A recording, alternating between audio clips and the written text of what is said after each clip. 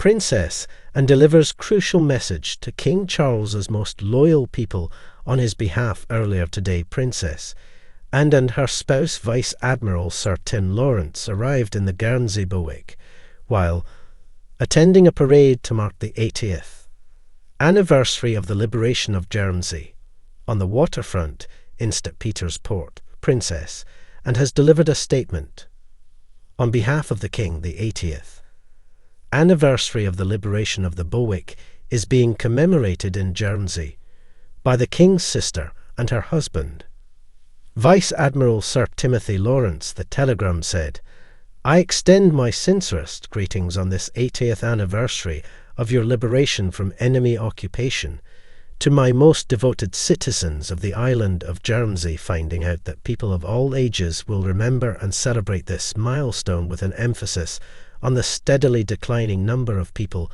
who survived the war, whether they were forced to flee to the United Kingdom, remained in occupied Guernsey, or were deported to Europe, piqued my curiosity." He talked positively about his all too brief visit to Guernsey with the Queen last summer.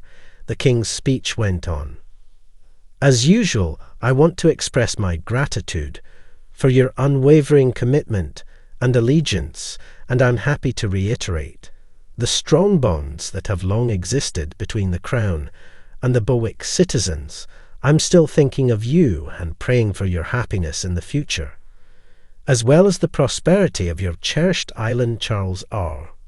The Channel Islands were the only area of the British Isles controlled by German forces during World War II from 1940 to 1945.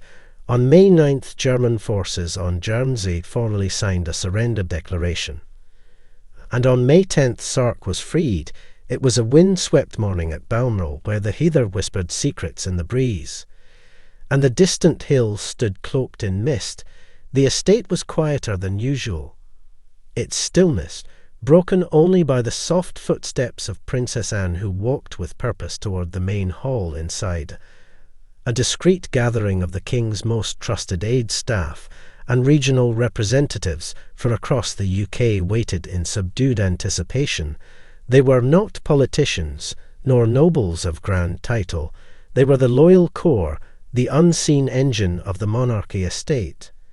Stewards, communications liaison, personal bodyguards, and regional lords lieutenant.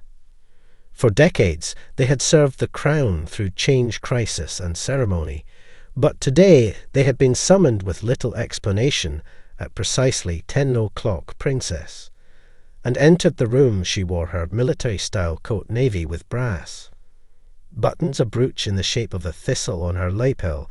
Her face was as composed as ever, marked by a quiet command and years of unwavering duty. She took the podium without introduction, no fanfare, just the crisp rustle of notes. In her hand, "Ladies and gentlemen," she began, her voice low but resolute, "I bring you a message on behalf of His Majesty the King."